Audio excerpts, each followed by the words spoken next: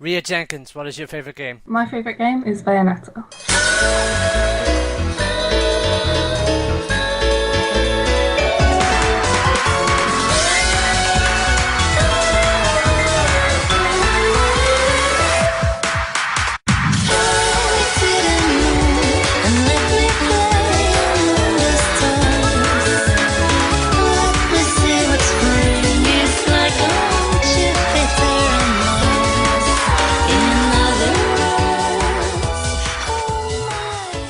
Getting into games is a bit of sort of a weird one. I played quite a few games with my younger brother when I was sort of younger.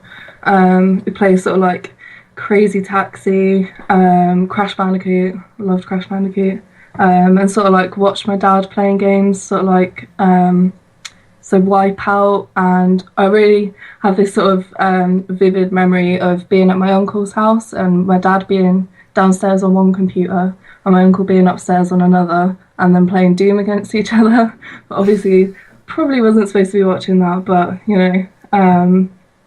And yeah, I played quite a lot of Mario Kart when I was at my cousin's because he had a GameCube.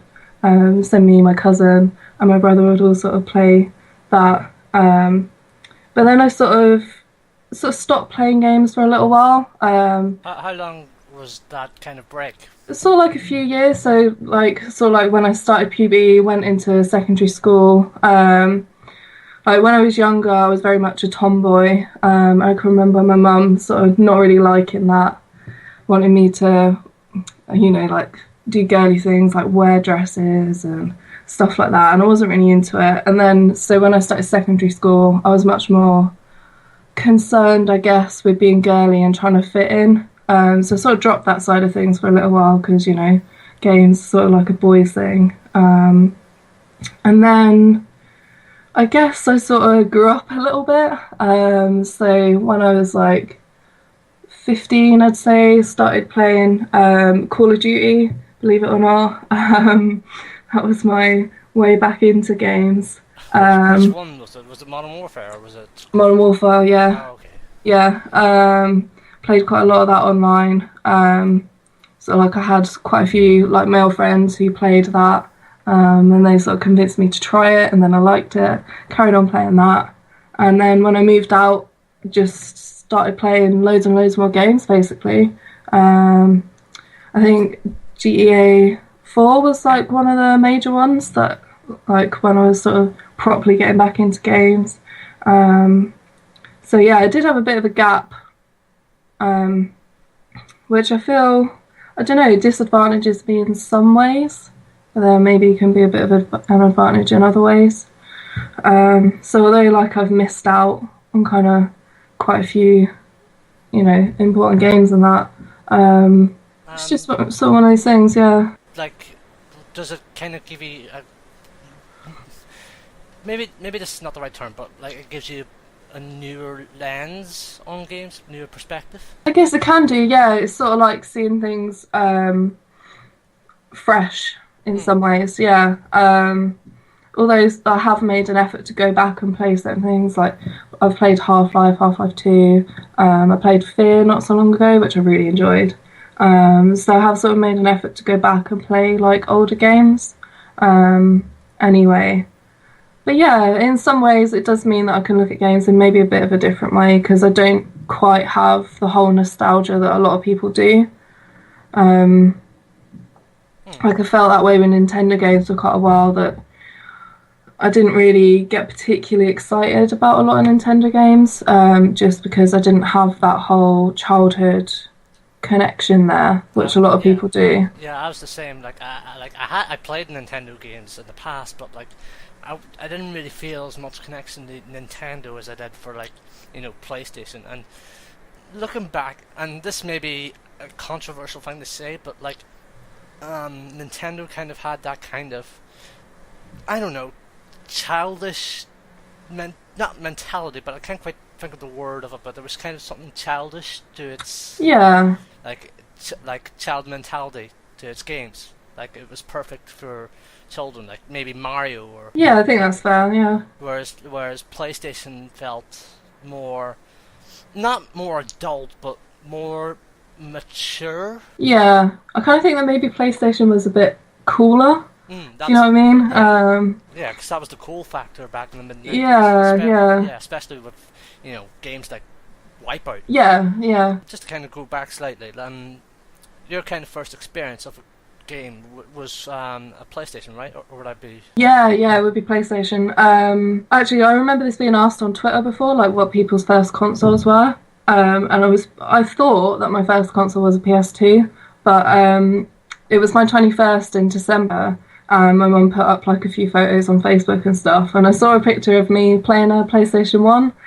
So we must have had a PlayStation 1 at some point, but I don't really remember it. Sort of like the games I remember playing when I was younger, like, yeah, Crash Bandicoot, Crazy Taxi, Need for Speed as well, games like that. Matter of fact, you mentioned Crazy Taxi as well. Like, surely you would have had a Dreamcast then, or was that just the PS2 version? No, PS2, yeah. Oh, okay. That Yeah, makes yeah. sense. How did you first get into the industry side of things then? So, I mean, with the industry, I guess, like, I started my blog about 2 years ago, which sort of started as a general place where I could just sort of maybe have a bit of a rant, I guess.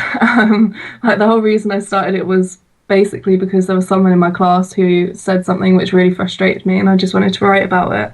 But I sort of gradually started following more people on Twitter who were games writers or into games or doing their own games blogs, and so I started doing a bit more of that sort of stuff. And then I started writing at Indie Haven. I had a few people on Twitter encourage me to go for the writer's role. And my boyfriend at the time as well was pretty supportive. So that's sort of how I started. And then I guess I feel like I sort of lucked out in terms of paid work, because I did my Metal Gear piece, which, I mean, when was that? That was April, I think, last year. Yeah, March or April last year, around the time Yeah. came out. Yeah. And that sort of, it picked up a lot of traction on social media, and that was just on my blog to start with. And then I had Keith Stewart from The Guardian contact me about republishing it on The Guardian. So that's sort of how I got into the paid side of things, just made a contact there. And then I sort of picked something not so long after having that republished there. And sort of went from there, really. I've still not... It's kind of weird, like, when you say, oh, how did you get into the industry? Because, I mean, sometimes I feel like I'm not really, if you know what I mean. I don't feel like I've done that much. But yeah, I mean, in terms of paid work, sort of lucked out, I guess. Well, in the games industry, you more or less need all the luck you can get. Yeah. Because it is a very competitive industry. But, like, if, you kind of stick your head out of basically the millions and millions screaming their head off saying, I'm the fucking best, with my own writing, basically the games industry equivalent of going, mine, then you'll be alright. Yeah. That's basically how I see it. I mean, essentially what happened with that is I just got annoyed that a lot of mainstream sites weren't talking about something that I thought was important. So just did it myself. Some people agreed, some people didn't agree. I didn't really get much backlash for it. But I got quite a lot of sort of supportive messages, regardless of whether people agreed or disagreed, saying that it was, a good piece, interesting piece. Which is kind of what I try and do with, whatever I do write. I don't write things to... Unfortunately, I think in the games industry in particular, you do get quite a lot of, not necessarily clickbait, but just noise and big opinions, big personalities with big opinions, who aren't necessarily always maybe completely fair or completely honest. I think that things are often quite exaggerated for the sake of, maybe creating a bit of tension, because games Twitter, as we all know, tends to blow up quite a lot at any sort of article that... Yeah, it does. For what it's worth, for anyone listening, it was actually because of Ria's piece that I actually wrote something similar on Metal Gear Solid, and this is coming from someone who loves the series. Like, I don't know about you, Ria, but have you played any of the Metal Gear games before Ground Zeroes? I hadn't before Ground Zeroes. I have gone back and played a few since playing Ground Zeroes, but initially, like, Ground Zeroes was sort of my first of the series. Ah, okay. That's a bit unfortunate because the earlier games are, fantastic, but I digress. Um, I wrote a piece last year on my own blog about Metal Gear Solid and how it treats female characters, and as of late, it's not done that very well. Obviously, with what Ria was talking about in regards to in her piece about Paz, and as well as what happens to Paz in the game, and Chico as well. That's how Quiet is designed in the Phantom Pain, and that kind of rubbed me up the wrong way, of course, as it should. But it wasn't just the design in the two MGS5 games, or it was other bits in MGS3 promotion and MGS4 in-game that rubbed me up the wrong way. So it was kind of because of Ria's piece that I wrote about that. But it's hard for me to kind of explain, because at the same time, Metal Gear... I've said this before, and I'll probably keep saying this for God knows how long. Not throughout this episode. That Metal Gear and Kojima can do fantastic female characters, and I can, like, I've said this character before, and as an example, and I'll cite it again. The boss. She is a perfect example of a fantastic female character written in that series. So it's a shame to see, designs like Quiet, or the way Paz is treated in Ground Zeroes, because, like I said, if you can write characters, if you can design characters like the boss, then what's to stop you from doing similar fantastic characters in the series in future? So, yeah, I'll stop rambling now. No, that's all right.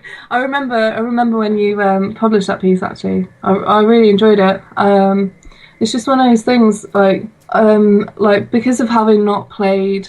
Which one is it that the boss is in? Is it 3? Yeah. Yeah. Obviously, having not played that, I have watched sort of like a few clips with her in, and she definitely does seem like an interesting character. And I've heard similar things from other people. About her character in general. So I do, yeah, I mean, it's disappointing when things like that sort of exist, I guess. Not exist, but, from someone that because obviously, even though I hadn't played a Metal Gear game before Ground Zeroes, all the positive reviews, and I'd heard loads of stuff about Kojima being a great storyteller and stuff like this. It was just a massive shock, massive disappointment. With that said, like, are you going to look into the Phantom Pain? Well, I actually currently don't have a PS4. I've only got the Wii U at the moment, but I imagine by that time I should probably have one. So yeah, I think so. I'll still give it a shot. And there certainly were other aspects that I enjoyed. So it's not like I'm going to write it off entirely. But the signs aren't necessarily great, like you said about Quiet's design, and sort of the few things that they've teased at about her backstory seem like they might be a bit. Yeah. So I'll wait and see. I'm not going to write it off. For what it's worth, like, I think this is the first time I've looked forward to a Metal Gear game more for the gameplay side than the story, because not just because of how great the gameplay was as a tease for the Phantom Pain in Ground Zeroes, but also because of how the story in Ground Zeroes kind of rubbed me up the wrong way, and it just kind of has me. What's the word I'm looking for? I can't think of the word I'm exactly looking for, but basically, for the lack of a better term, worried.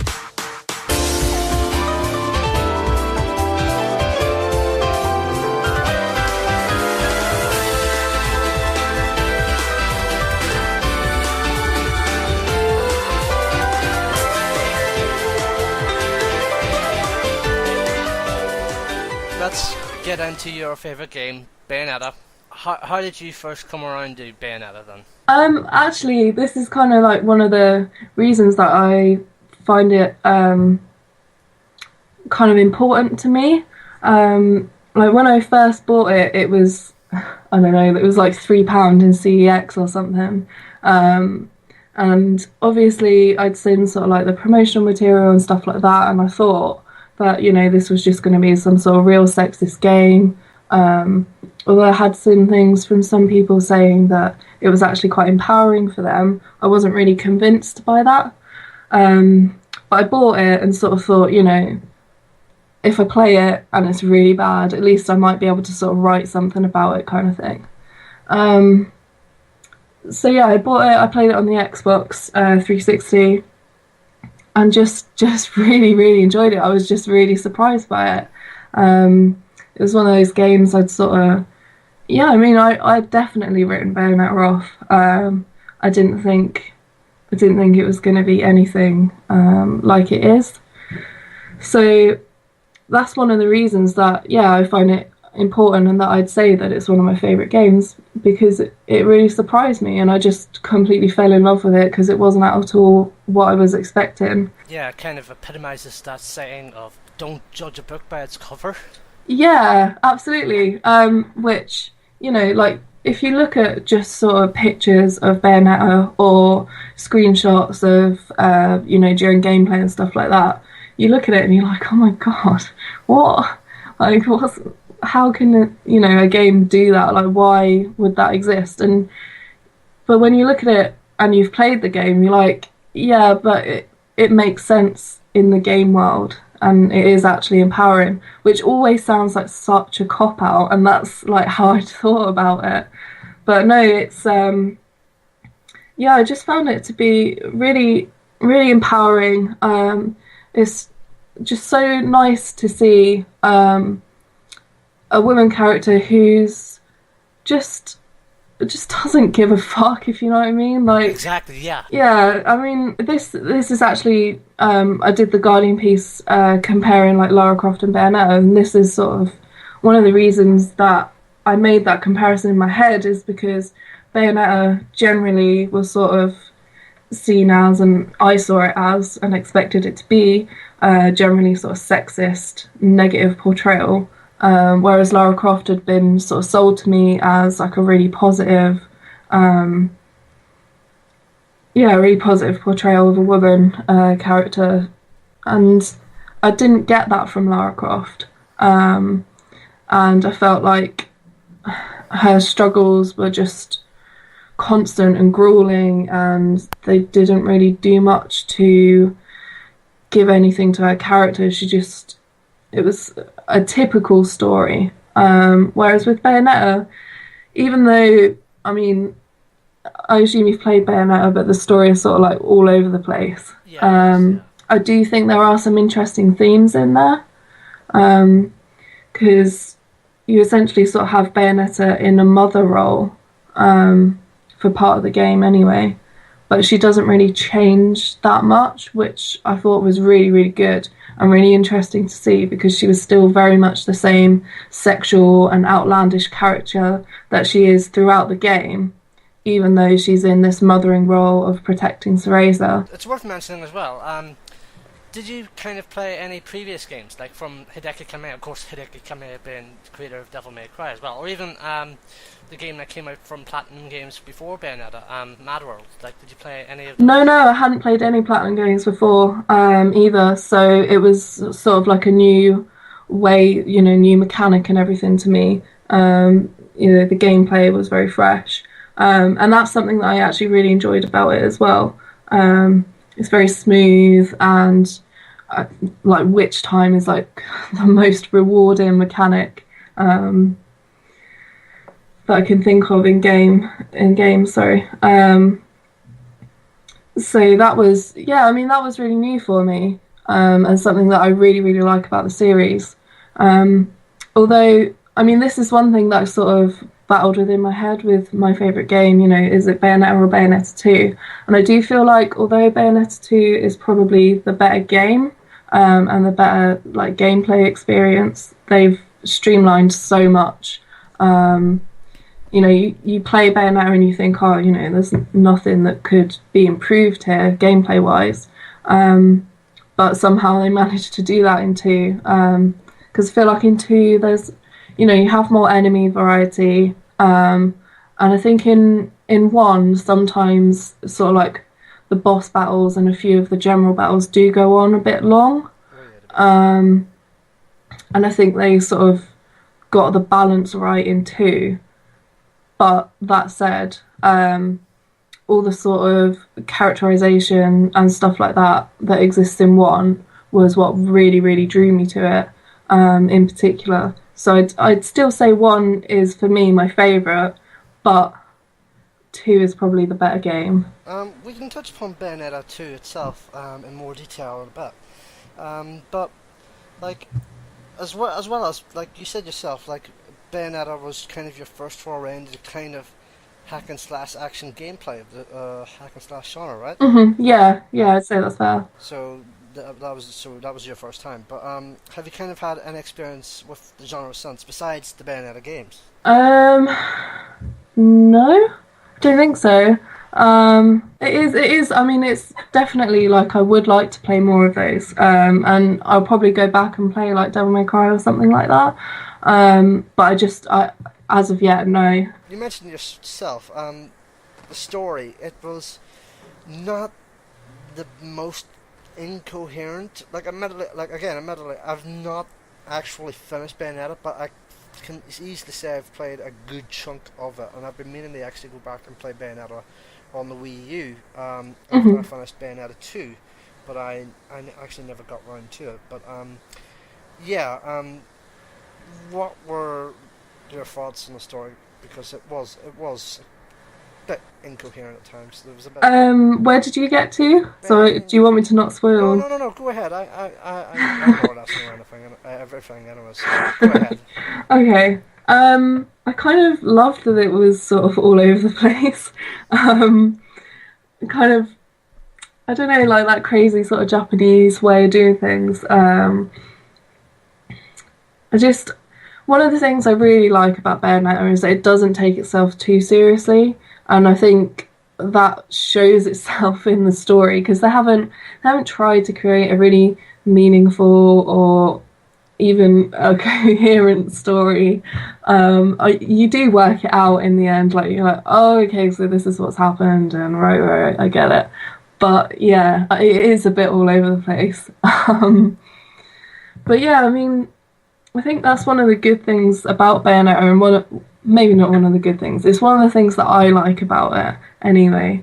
It doesn't take itself seriously, and I mean, I think it almost doesn't expect you to be keeping up all the time as well. And I think that's maybe to put you in a similar position to Bayonetta, where she's obviously, lost her memory and isn't quite sure what's going on, and is just finding out these little bits of information via flashbacks and, other people talking to her. And Jean is obviously quite key to that. Which actually, that brings me on to another point, that one of the things I really enjoyed about it as well was sort of the friendship that exists between those two characters. I think was really sort of unique. It's quite rare to see two women characters being friends and not really competing, although they like rather than competing against each other, I think they sort of they challenge each other rather than competing, if that makes sense, that distinction. They sort of challenge each other in terms of their powers and stuff like that. And Jean is constantly trying to challenge Bayonetta to get up to the standard where she knows she needs to be to, tying into the incoherent story, to be is it left eye or right eye, whichever it is. I think it's left, right? I think so. I'm not sure. It's one of the two. Pretty sure it's left. Yeah, I think it's left myself. Yeah. Does that kind of like incoherentness, like it's kind of, maybe I'm kind of saying it wrong, because again, like I said, I'm only about halfway through the game when I was playing it on Xbox 360, and that was about 3 years ago. But Hmm. that incoherentness, does it? I'm trying to find the right word, but does that kind of help itself when it goes over from Bayonetta 1 to Bayonetta 2? Because of it, like there are times in Bayonetta 2, which I have finished, there are times in Bayonetta 2 where it kind of goes over the head a little bit.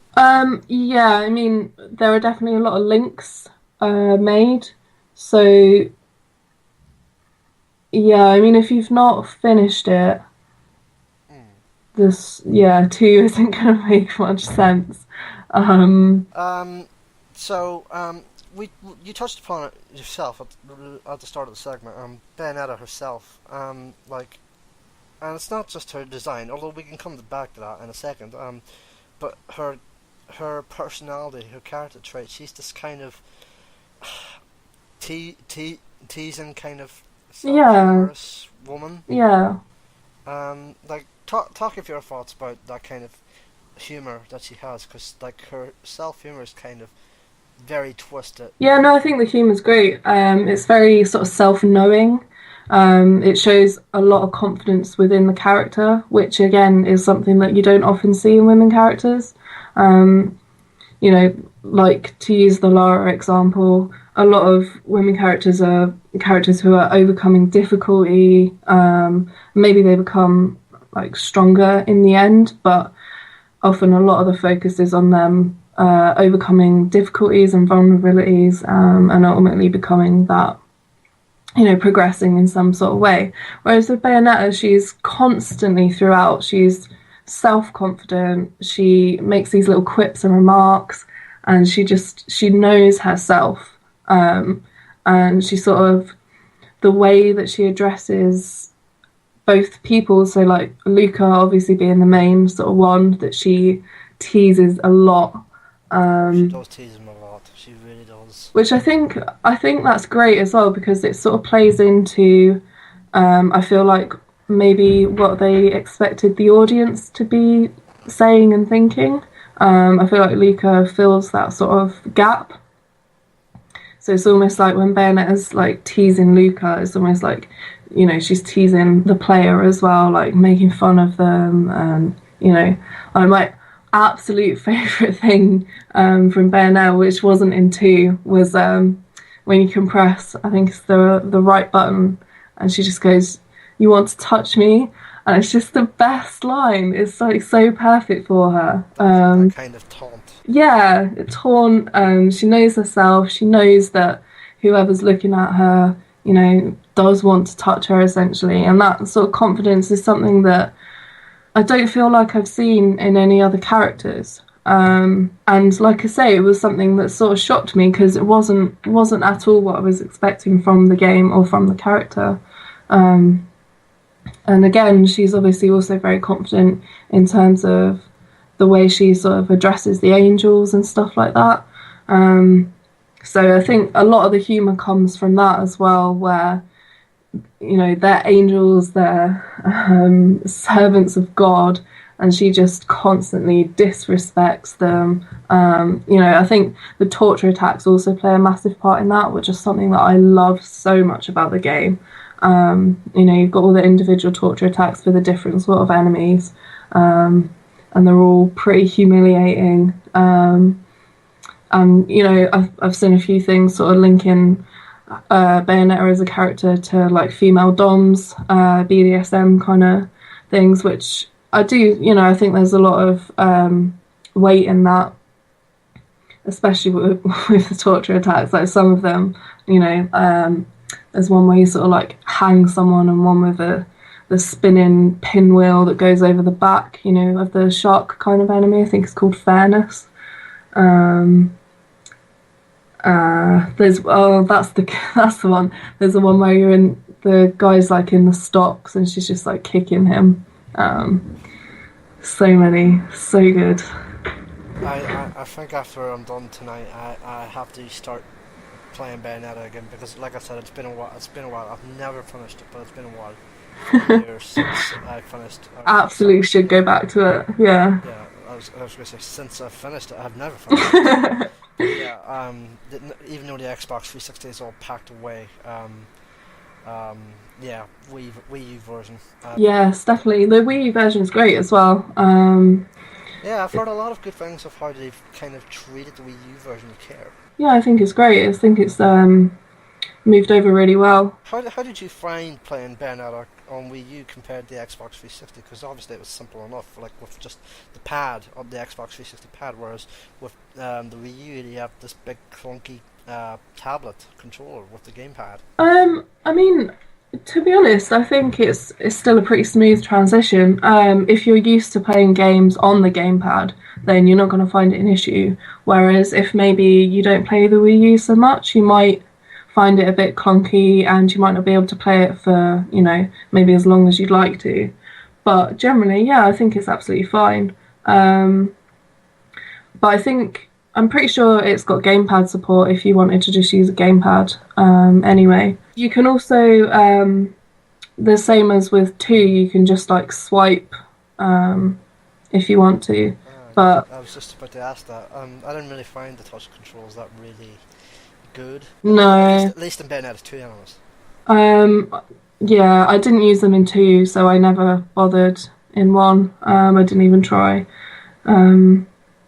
It's just, I don't know, a bit simplistic, I guess, but I think that's probably a good thing for some people. But yeah, for me, just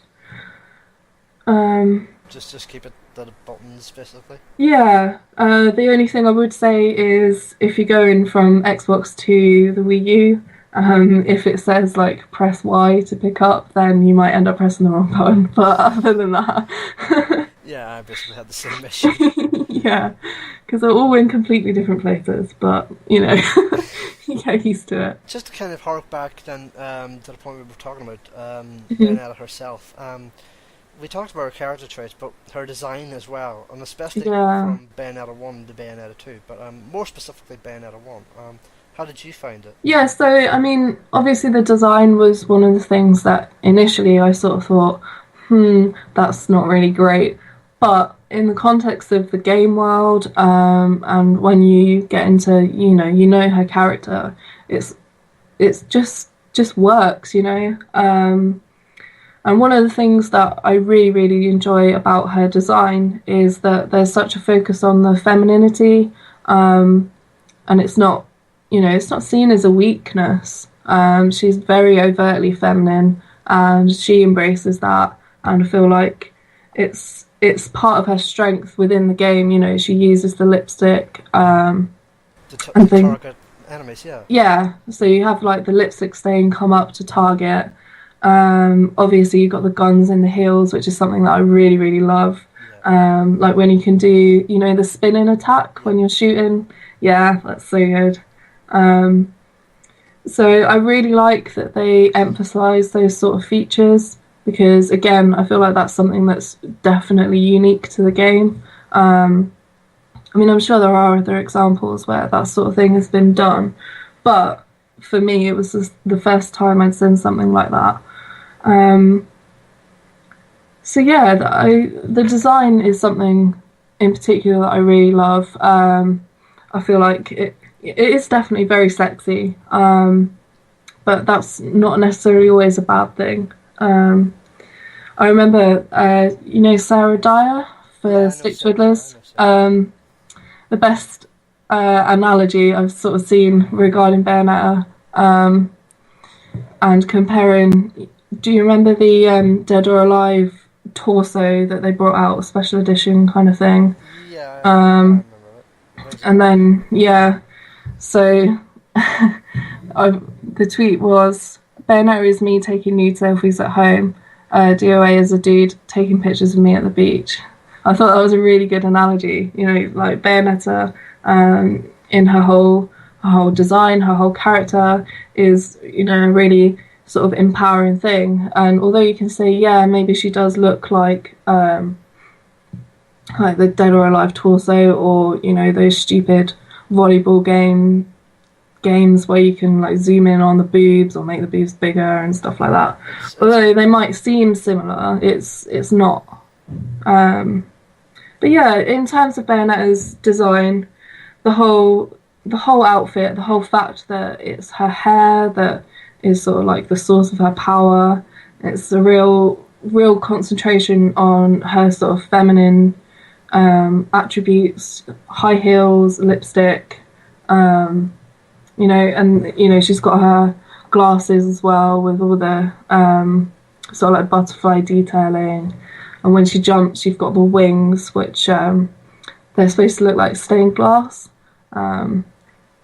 And yeah, I feel like it's really unique and something that I really love about the game. I should probably disclose at this point that when I got my Xbox 360, I actually got Dead or Alive Extreme Volleyball with it. Not by choice, admittedly. Not by choice, admittedly. The games I wanted were Gears of War and Test Drive Unlimited. I got MotoGP and Dead or Alive with it. It was not a game. Are you sure you want to admit that? Do you want to cut that bit out?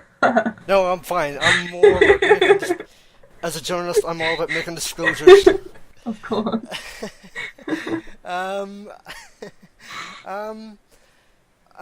Just to kind of stay on that kind of aspect of Bayonetta, like, where am I? The core theme of the game, as if it's not made clear by now to anyone listening, is the sexiness of it, if that's perhaps the right term. Yeah. And I was reading up on a couple of quotes from Kamea of perhaps the developers' desire to, quote, make a sexy witch, unquote, and you said yourself as well, as well as the kind of lipstick for the target system. There's also rose petals that come from Bayonetta when she's attacked instead of blood. And that's to emphasize her kind of quote, her femininity and her sexuality. And like, what is it about Bayonetta that gets sex right, basically, over any other games that tries to attempt it? That's kind of a hard one. For me, it's kind of... For me, I'd say that it's all within the fact that Bayonetta is so in control. I feel like everything about the game, like the camera angles, for example, the camera is always slightly tilted down, so you're always, as a player, kind of looking up at her a little bit. So the way you look at her is even, like you're not the one in control there. She is. And that for me is one of the really, really important things that makes sort of like the sexual side of the game work. Because like I said as well, in all her conversation, she is completely aware that she's hot, basically, and that confidence, that security, I guess, is one of the things that makes it sexy. Yeah, it just, when I was playing Bayonetta 2, it kind of dawned on me that, because like I said, I can't really speak too much on Bayonetta 1, because like I said, I've not played it, but yeah. I think I can speak for Bayonetta 2, and I think it kind of carries over.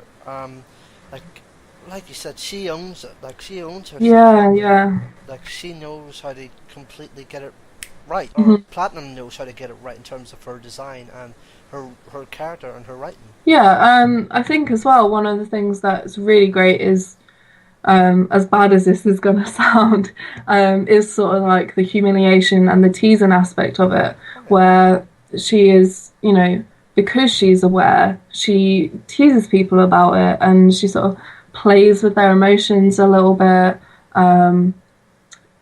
She knows what they're thinking, and she pulls them along one way and then snap, takes it away.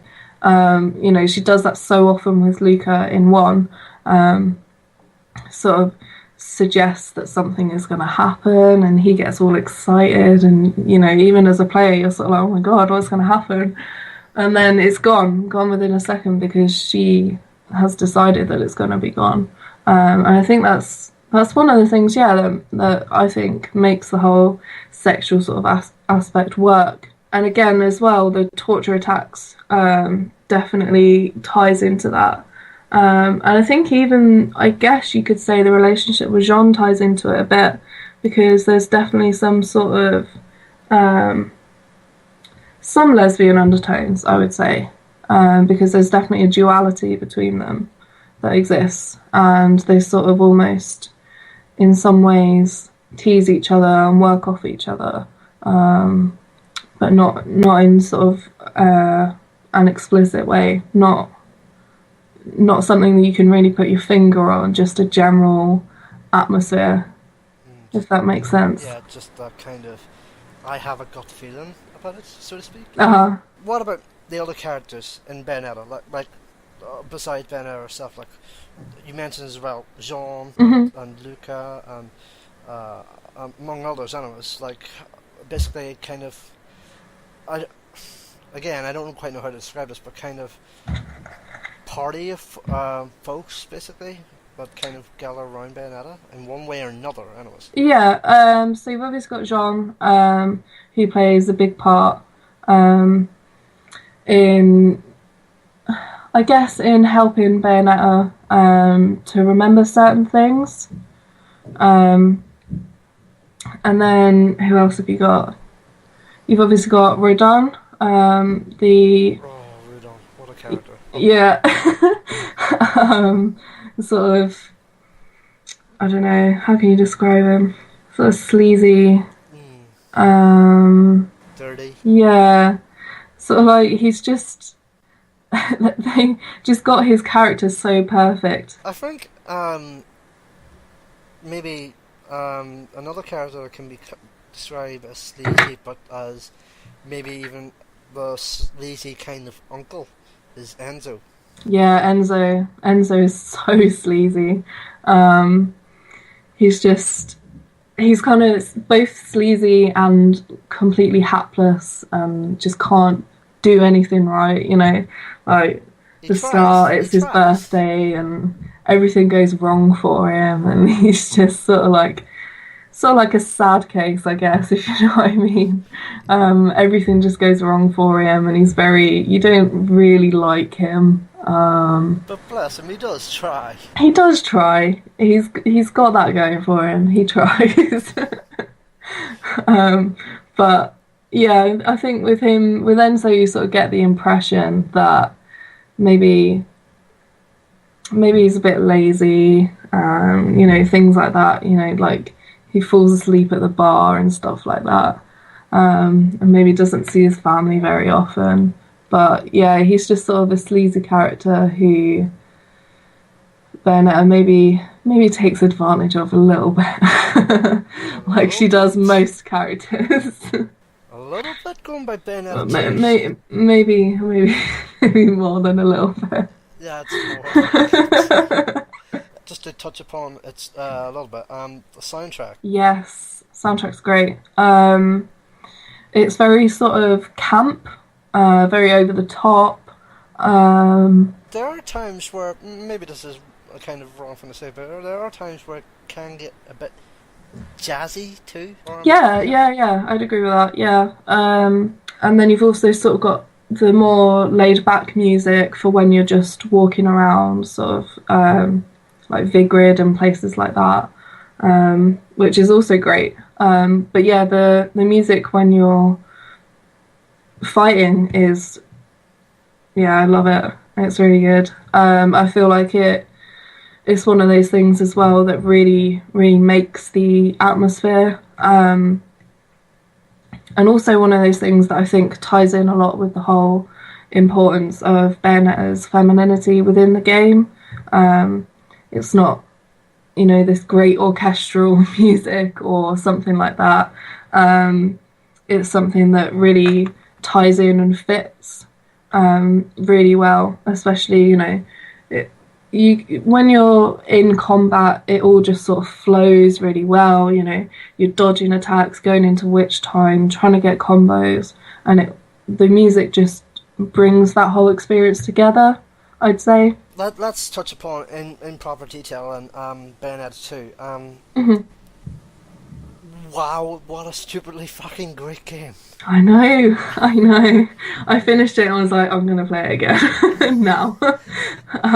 Immediately jump yeah, back into it. Like basically, yeah. yeah, I know what I know what you mean by it, because I basically did the same thing with not with Bayonetta, but with about 2 years ago with Bioshock Infinite, and kind after seeing through that end, I'm like, oh my god, I'm going to start another run through it, and I tried to start another run through in 1999 mode, but I just gave up about a third in. But whatever, I digress. Bayonetta 2, holy fuck, what a game! Basically, my I game of the know. year last year.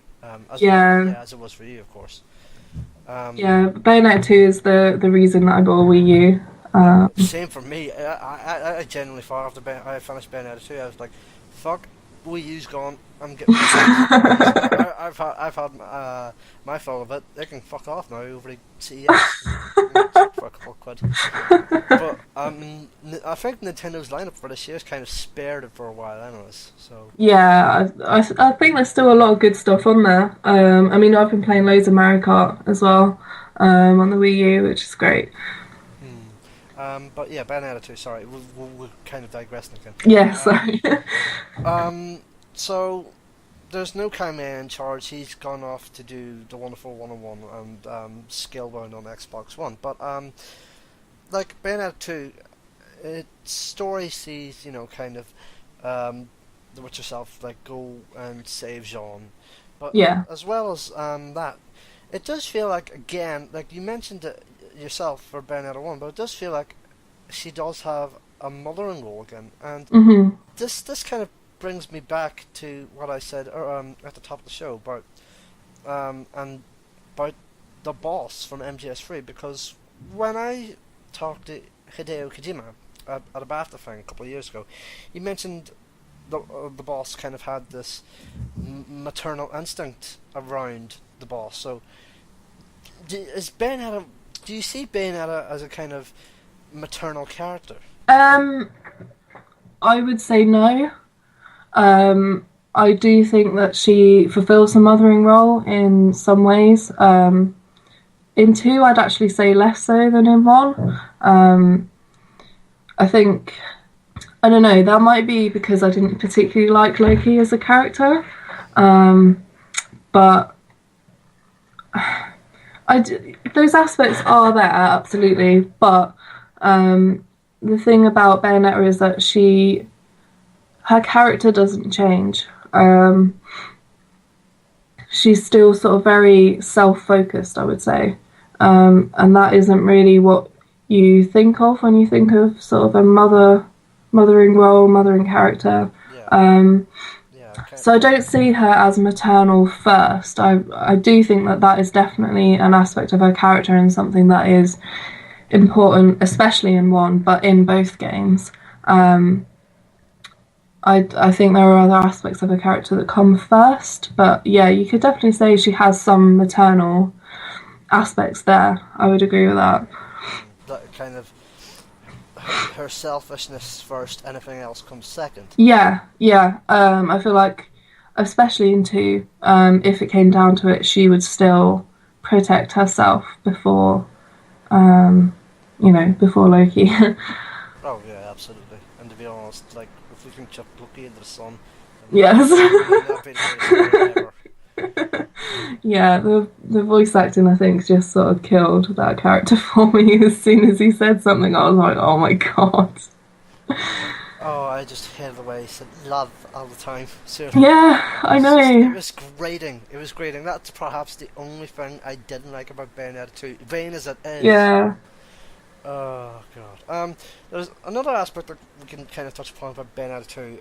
That's changed significantly from Bayonetta 1 is, of course, her character design as well. Yeah, the short Yeah, hair, the different short. outfit. Yeah. Like how did you find the new Bayonetta, so to speak? I do really like it. I would say, in terms of preference, I prefer the first. But I do think it was a really interesting sort of move, and I love the sort of like cape design. I think that's really nice. I don't know if you read the designer blog when it sort of got put up, she was talking about how they sort of chose the colours and stuff like that. So they were saying because water is like a big theme within 2, that's why they went with the blue sort of accents to everything instead of what it was before. But I think the shorter hair definitely really works. She looks great. No, I've never actually read these design blogs. They're really, really interesting. I must give them a read when we're done here. Yeah, I've been meaning to read a couple of postmortems actually for a couple of games, but yeah, I'm definitely gonna give those a read now. I didn't actually know about that kind of blue motif for the game. That's really intriguing. Yeah, yeah. So it's like in the earrings, and like the glasses and like little things like that. And That's the really guns as nice well, of touches. course. Yeah, the guns. Yeah. That's oh, that's kind of the second time this season I've kind of had my mind blown by bits like that. So just to kind of go back to Bayonetta 1, what else did you like about Bayonetta 1 that we haven't talked about tonight? What have we not talked about? I guess boss fights is a massive part of what I really liked. This sort of grand, not set pieces really, but just these grand fights where you're sort of fighting something. It's sort of almost like Gears of War in a way. You're fighting something so big, and you're like, oh, how am I ever going to do this? And I think actually that's another thing that Bayonetta does really well is it's a hard game. It's not a case of just button mashing, which I think with that genre, like sort of button mashing, you tend to associate that with that sort of genre, but it is a hard game and you do need to make the most of every sort of ability that's made available to you. So, you know, you need to be using your witch time. If you're not doing so well, then you need to be using sort of all the items and stuff like that. And obviously as well, one of the things that's really good about it is the whole sort of like scoring system. You can still get through the game and complete the game. If you're bad at it, you can still do that. But if you want to do really well, then, you know, you have to not die, you have to not use items, stuff like this. You have to get good combos. And that's something that I really enjoyed and something that, you know, because I've not really had any experience within that sort of hack and slash genre, that I'd not really got to grips with before. So that was something that I really liked about it as well, because I am sort of quite competitive, having played things like Call of Duty and Battlefield quite a lot. I do sort of get into that whole competitive side sometimes. So, you know, when you see if you missed out a fight, or if you know, I don't know, you got all silvers but one fight you got a bronze and that brought down your whole thing, you're like, oh fuck, I want to go back and replay it now, kind of thing. So that's another thing that I liked. But yeah, boss fights are so good, so good. I forgot about the scoring system. It's kind of a I forgot about the scoring system. I would have brought that up if I had remembered. But yeah, it's an interesting way to kind of look at playing the game. Yeah, because also it sort of encourages you then to go back and play chapters. And also, of course, if you want sort of like certain items from the shop, then you need to go back and replay them to get more halos and that anyway. But yeah, it's one thing I love, like, you know, if you get... There are a few cases where I've got a platinum trophy on like one sort of like section, and you're just like, yes. It's like the best feeling. It's like normally stone or whatever. Yeah, exactly. So when you get one, you're like, oh. Yeah, because I'm going through Bayonetta 2 at least. Like I remember every so often, because I am so shit at Bayonetta 2, and I really am so shit. Every so often, I would see a stone statue and be like, piss off. I know. The stone statue's the worst. And it's Enzo, and you're like, and he comes on with that, oh, and you're like, oh, fuck's sake.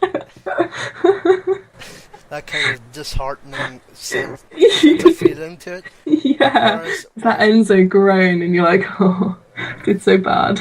Fuck off, you slimy Italian bastard. Whereas Whereas if I see a bronze statue, I'm like, yes, at least Yeah, Enzo.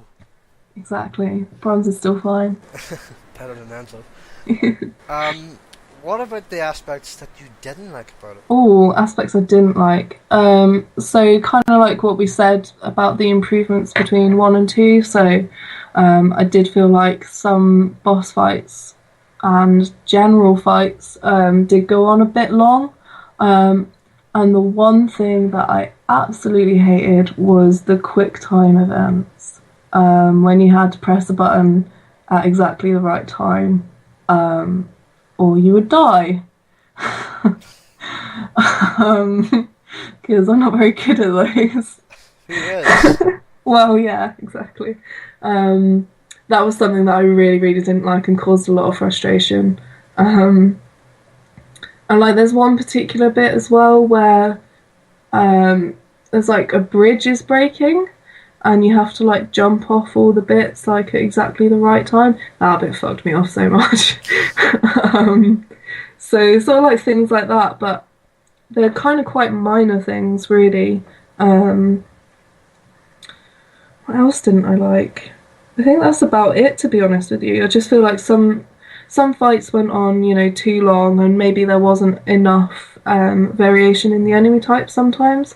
But these are all things which I think are improved upon in 2. Normally I ask the question, what is your top 3 games in the series if you've played any more? But obviously there's only been 2 Bayonetta games, so we can't Yeah, kind of I love both, so. yeah, can't really ask that question.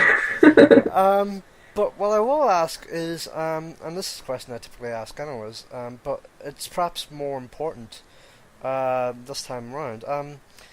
What do you think is Bayonetta's legacy? Now, here's the thing: I don't think it has a big legacy in terms of gameplay. It's kind of a tried and tested formula, especially if coming from Hideki Kamiya, Mm-hmm. But not to say gameplay wasn't a big important part of the game. Of course it is, but and as great as it was too. But I think its legacy will be how it kind of treats the main female lead, how it actually treats her as a kind of, not even as much a kind of, as they treat her as an equal. That's the legacy of Bayonetta for me. Yeah, I think that's fair. I'd also say kind of bring in, I guess, that sort of more sexual, more flirtatious aspect into it without being completely sleazy, which I think is kind of easy to do when you try and do that sort of tongue-in-cheek, flirtatious humour. It can often come across as quite, sleazy, and sometimes just doesn't really hit the mark and doesn't really work. So I think that would probably be a big part of, any sort of legacy that it leaves.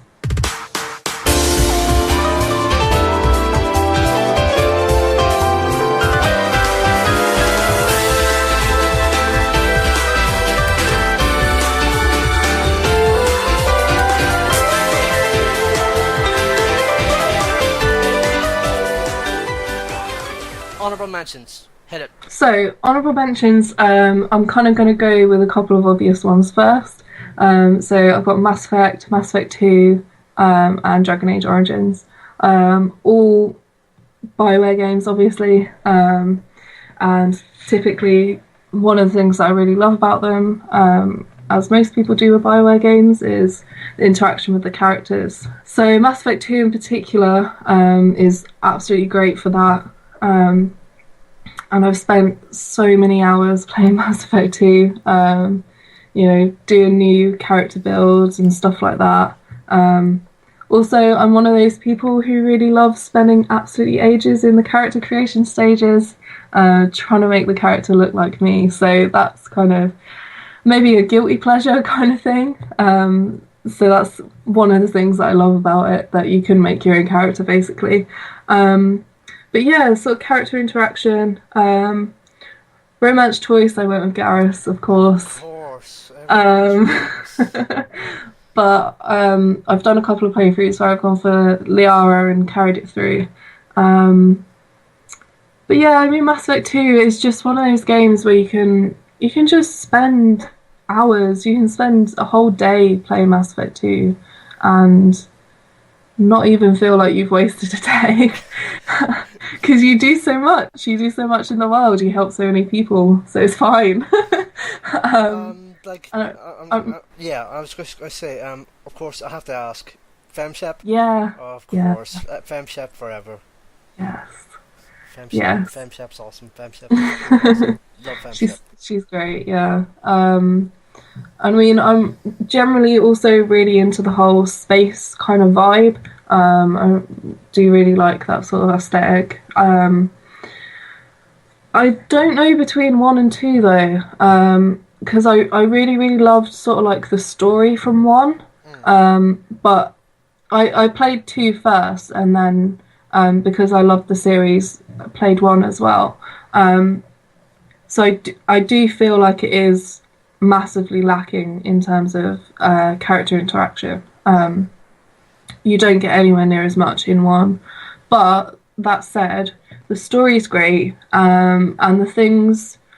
Okay, so I didn't like driving the Mako. I mean, I suck at driving, like in games at the best of times, and that thing was just fucking impossible. But that said, I did really like the whole going on the surface of the planets. You've got that lovely music in the background, and you just see the skyline of this different world. I really, really liked that aspect, and obviously that went into. Or free. Yeah, But yeah, it's also. going to be in the next Mass Effect, though. Yeah. I was going to say as well, like, Mass Effect 1, like, I've not played Mass Effect 1 in a very, very long time, Hmm. but it feels like a dated game, gameplay-wise, anyways, because, like, it's such a jump from Mass Effect 1 to Mass Effect 2 gameplay-wise, because Yeah. Mass Effect 2, like, really nails the gameplay. In fact, there was this kind of, analogy, not so much analogy, but there was this kind of thing said about the Mass Effect series, and I think the thing was that Mass Effect 1 was fantastic in terms of story.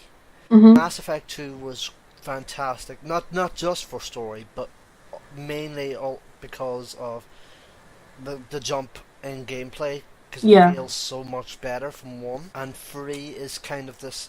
Actually, I think it was 1 was perfect for story, 2 was this perfect mix of story and gameplay, and 3 was solely gameplay because everyone was still, fucked off by the ending. Yeah. I guess that's fair. Although I don't know, I kind of in some ways prefer the gameplay in two. I wasn't that hot on three in general.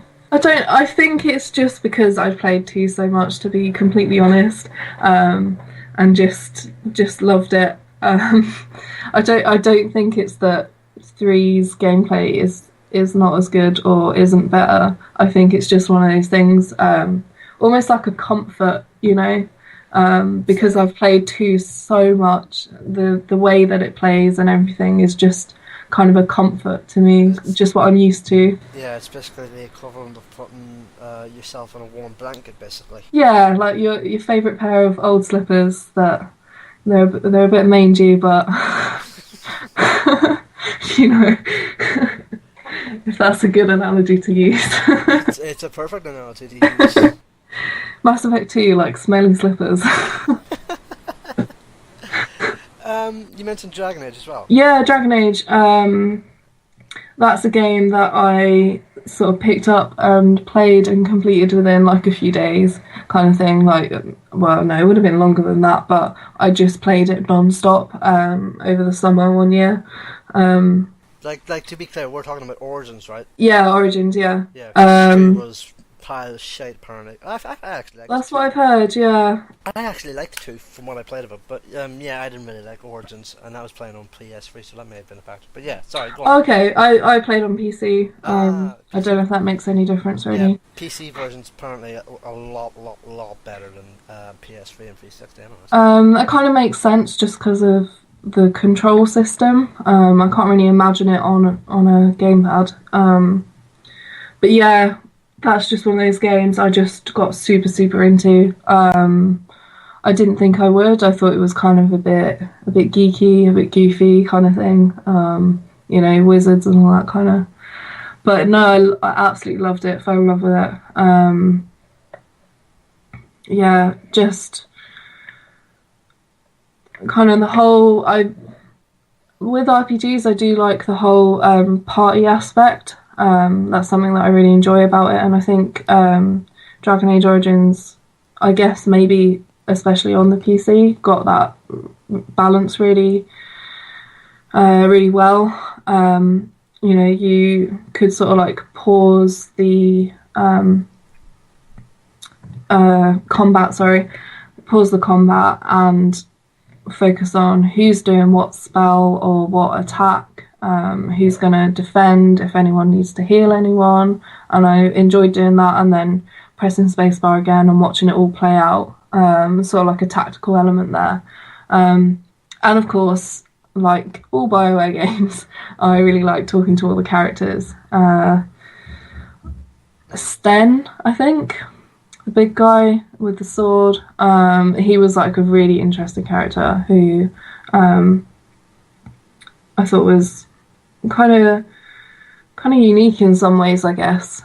He sort of, the way you interacted with him was very different to the way you interacted with other people, just because of like the ways of that certain race. They didn't like big compliments and stuff like that, so you sort of had to adjust the way that you interacted with him to get him on side, and it was sort of an unnatural way of interacting, and I thought that was kind of like an interesting aspect to the game. But I went with the typical choice again, and I went with Alistair for romance. But no, yeah, Dragon Age Origins, great game. I think the one thing I'm taking away from this tonight is that if you romance anyone in a BioWare game, it's always going to be Garrus and Alistair. The ones that everyone goes for, basically. Yeah, exactly. I'm gonna have to chuck Battlefield in general in there, just because it's a game that I've played a lot of. So like, when me and my ex-boyfriend were in like a long distance relationship, we played, I think it was Battlefield 2. Sort of like played it cooperatively. It was in the MSN days, so we would like call each other up on MSN and then play it. Sort of cooperate like that. And yeah, played a lot of Battlefield 4 on the PlayStation 4, and I know it's not a great game, and I know there are a lot of problems, but it's just something that I play a lot of, so I kind of feel that it probably should be in there. On a similar sort of line, another honourable mention would be the Gears of War series. It's sort of a guilty pleasure, but I really like the whole bro aspect. I do get a good girl on, when I'm chainsawing. Oh, who doesn't? Yeah, so... There's a certain sense of satisfaction when you're chainsawing a locust. Absolutely, yeah. So good. Yeah, like, if you indulge me for a second, like, one of my favourite multiplayer... In fact, one of my favourite ever gaming moments is a multiplayer moment in Gears of War 1. So I think I'm COG. Yeah, I'm a COG. So it's 4-on-4. Mm-hmm. It's execution, or I think it's execution. I don't know. But anyways, it's on gridlock, and every one of my team is taken out except me. And lo and behold, I go and take out the rest of the team, the rest of the Locust. Or not even the rest of the Locust, all four of the Locust, because they're all still alive and they're all looking for me. So I take all of them out one by one with various, weapons, and I take two of them down by the chainsaw, and the last one I just snuck up right behind, at the far end where the Locusts come from. And I snuck up right behind them, go like, and my favourite kind of fanfare music from Gears of War 1 just came up in the end, and I could hear everyone going off in the background going, no way, that was a fluke. And one of the others says, oh, well, he did alright, he did good, like, it's still good playing. So Yeah. that probably stands out as one of my favourite moments in a game ever. Sounds pretty good. in my lifetime playing games. But yeah, Gears of War, fucking good game. Gears of War. So good. Gears of War. So good. Like, what do you think of Gears of War 2 and 3? Because like I enjoyed Gears of War 2's story, but multiplayer was not very well. Whereas Gears 3 was kind of. I've not finished Gears 3 and I've not played too much of multiplayer though. I kind of really like all of them. I feel like 2 is maybe my favourite in the series, but that might just be because that's the first one I played, kind of thing. 3 I found kind of emotional. I found 3 kind of emotional, which is kind of embarrassing because of the kind of game that Gears of War is. When you're like, yeah, I cried a little bit at Gears of War 3. It's, you know, it's a big thing to admit, basically. But no, Gears of War, great series, solid series. You know, it's not gonna win any awards for the story, but that said, it's just a good fun, you know, something that I really like. Maybe a bit of a guilty pleasure, maybe. That's fair. That's a fair thing. Yeah, we all have our guilty pleasures. We're allowed. Maybe one that's less of a guilty pleasure would be Minerva's Den. Oh, Bioshock 2 DLC. So I really love Bioshock anyway, but Minerva's Den is one that sort of really sticks out to me. It's kind of... I don't want to spoil anything for anyone who might not have played it, but it's a very emotional story, and the way it plays out, I feel like it's really sort of perfectly timed, and it fits so well within the whole Bioshock atmosphere. I'd really recommend that to anyone who hasn't played it yet, because it's just, yeah, one of those ones that sort of stuck with me, I think. If I had to put you on the spot, top 3 games ever, what would they be? Obviously Bayonetta 1 at the top, but...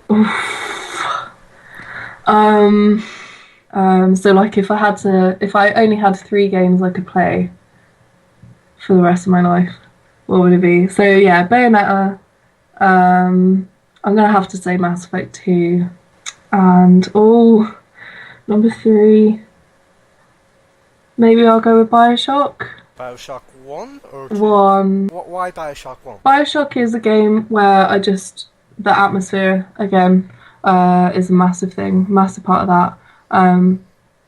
Bioshock 1 I really enjoyed a lot because of the little sort of things that you discover, you know, like the random things that you sort of walk in on happening, like, you know, the old woman talking to the shotgun in the pram, and then you've got the mad doctor that you fight who's trying to make the perfect person. So there's just sort of a lot of moments in Bioshock 1 that I really, really liked. And the shotgun, Bioshock 1, always go for the shotgun. Yeah, just one of those games I really, really like, I guess. Maybe I'm just saying that because I'm on the spot, though. I don't know. If I had time to think about it, my answer might be different.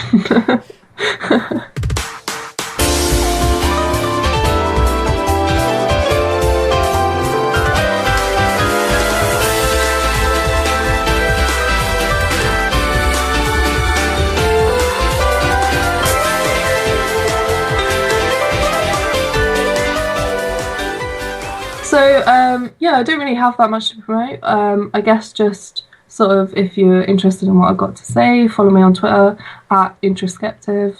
I've got all my blog details on there, and if I do any work, then I'll sort of post it on there.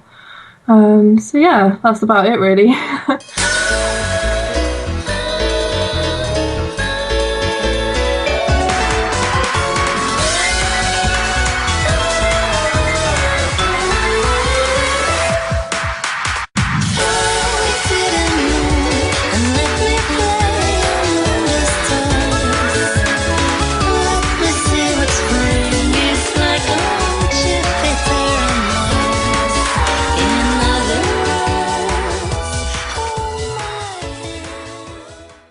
thanks for listening to my favourite game.